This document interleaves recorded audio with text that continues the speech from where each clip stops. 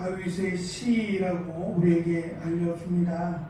구체적인 상황은 밝히지 않지만 지금 다윗을 죽이려고 하는 자들은 9절에 보면 천한 자도 그리고 높은 자도라고 하는 다양한 사람들로 다윗을 지금 저주하고 또 다윗을 죽이고자 하는 그런 상황을 배경으로 시가 기록되어 있습니다. 학자들은 다윗이 병을 앓게 되면서 이 병 때문에 하나님의 심판을 받았다라고 천한 자로부터 높은 자에게까지 다윗을 저주하고 있는 모습을, 또는 원수들의 핍박, 특별히 사울의 핍박을 피해서 성전으로 도망친 상황을 배경으로 하지 않았겠느냐. 어쨌든 하나님의 도움을 청하면서 하나님의 구원해 주시기를 바라면서 부른 노래라고 주장하기도 합니다. 특별히 관심을 가진 것은 12절의 중간이 되는 일단 1절에서 나의 영혼이 잠잠히 하나님만 바라며 라고 하는 문구가 시작이 됩니다. 그리고 다시 5절에서 또 한 번 나의 영혼아 잠잠히 하나님만 바라라 라고 하는 같은 내용의 그 문구를 두 번씩 강조를 하면서 결국 자신의 그 상황 흔들릴 수밖에 없는, 그래서 3절에 보면 자신을 표현하기를 넘어지는 담, 흔들리는 울타리와 같은 존재임을 지금 표현을 합니다. 보잘것없는, 그리고 그냥 놔둬도 넘어질 수밖에 없는 무너지는 담이라고 하는 설명을 했습니다. 이처럼 보잘것없고 나약한 자신을 왜 그렇게까지 죽이려고 하는지 이해는 할 수 없지만 자신은 하나님만을 바란다라고 하는 설명입니다. 이 시라고 하는 것은 아무래도 좀 과장적인 그런 표현들이 있어요. 왜냐하면 극대화시키려고 하는 그런 그 모습들 속에서 다윗이 시를 기록하면서 다윗만이 아니라 그 이전에도 이미 시들이 존재했거든요. 근데 그때도 그 존재한 시들도 역시 조금 더 극대화시키거나 쉽게 그들이 이해할 수 있는 지극히 평범한 내용들을 많이 담죠. 우리도 이렇게 보면 히트치는 노래들을 가만히 보면 복잡한 노래들이 히트를 치지 않아요. 누구나 쉽게 부를 수 있는, 누구나 쉽게 접근하고 이해할 수 있는 그런 그 노래들이 히트를 치거든요. 그러니까 다윗도 구체적으로 복잡하게 시를 쓰기보다는 누구도 공감할 수 있고 누구도 이런 상황을 접할 수 있는 대중적인 이런 내용들을 택하지 않았겠느냐라고 하는 점이죠. 그래서 특별히 이 내용들 뭐 굳이 딱 언제라고 꼬집어서 말하지는 않지만 자신을 비난하고 또 자신을 저주하는 이런 그 누구에게도 호소할 수 없는 이런 상황이 이스라엘 백성들이 포로로 잡혀간 그때의 상황과 너무도 잘 맞아요.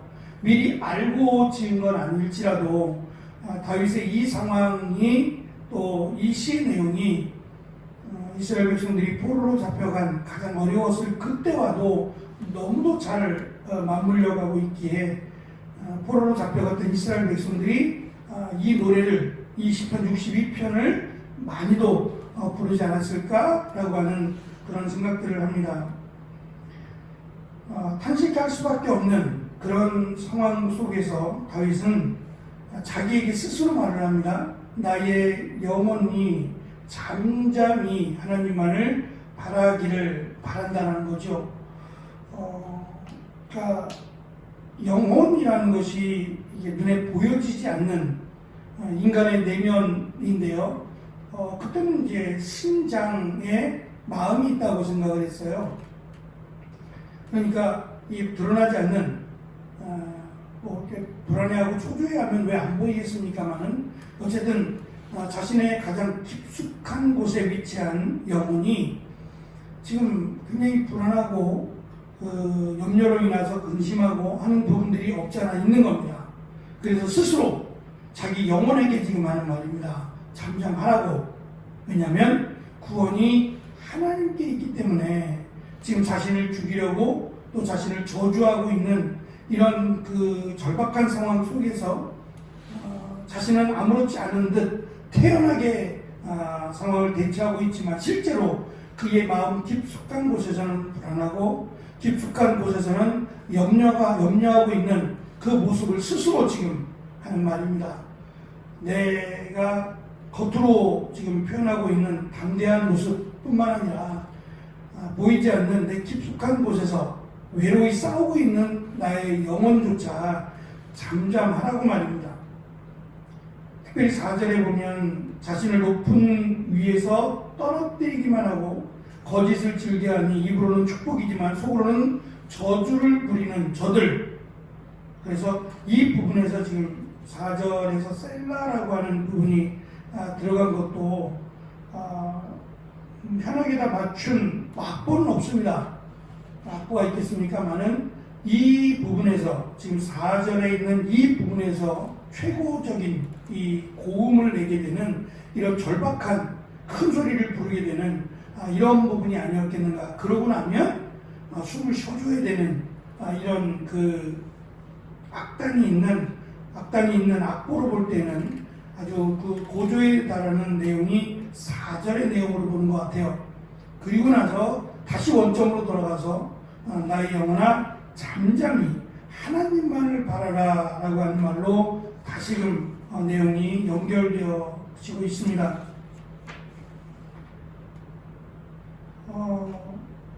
다윗은 백성들에게 또는 스스로에게 말하기를 어렵고 힘들 때마다 항상 하나님을 찾고 의지하라고 하는 권면을 하고 있습니다.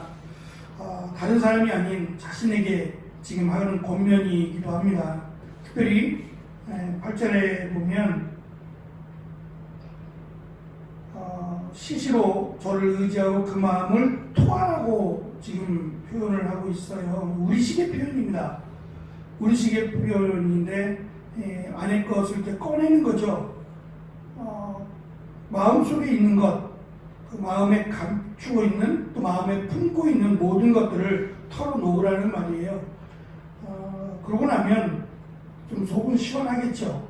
자기 마음속에 있는 여러 가지 복잡한 그런 생각이나 내용들을 하나님 앞에 다 쏟아 놓으라고 지금 말합니다. 그러고 나면, 그렇게 쏟아놓고 나면 오히려 더 마음에 품지 않으니까 시원하기도 하겠죠. 예수님께서도 제자들에게 또는 예수님을 믿고 따르는 우리들에게 하신 말씀입니다. 수고하고 무거운 짐을 진, 그러니까 예수님을 믿음으로, 예수님을 따름으로 당하게 되는 여러 가지 어려움, 말할 수 없는 고통, 이 것들을 예수님 앞에 내려놓으라고요. 그러면 내가 그 짐을 질 것이며 내가 너희를 쉬게 할 것이라고 말씀합니다.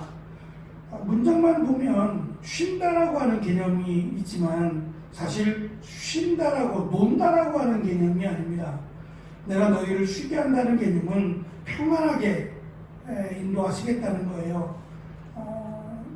우리가 잘 아는 것처럼 현대의학이 병에 대해서 발견한 것 중에 하나는 이 마음의 병으로 오는 병이 크다는 겁니다. 흔히들 말하는 스트레스죠.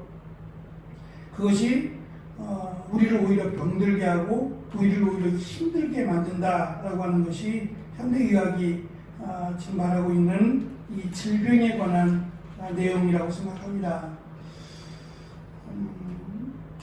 제자들은 예수님을 믿으면 사실 그때는 목숨을 걸어야 되는 일이었어요.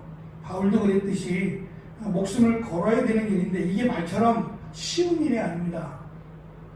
그냥 목숨만 거는 일이 아니라 자기에 대해서 수많은 비난과 조롱과 이런 것들을 다 감당을 해야 돼요. 그 중에 한 명이라도 예수님을 믿으면 그를 통해서 또 복음의 역사가 일어나긴 하지만 그때까지는 얼마의 시간이 걸리든 꽤 오랜 시간 동안 참고 인내해야 되는 시간들이 늘 있어 왔습니다. 외롭고 늘 힘든 싸움이 되겠죠. 그런데 그런 시간들을 보낸 그 디다케라고 하는 열둘이라고 하는 숫자기도 하고요. 예수님의 제자들 또는 그 제자의 제자들의 문헌이에요. 성경으로 인정할 수 없는 속사도라고도 말을 하거든요. 제자의 제자들, 이게 그들의 문헌들이 있는데요.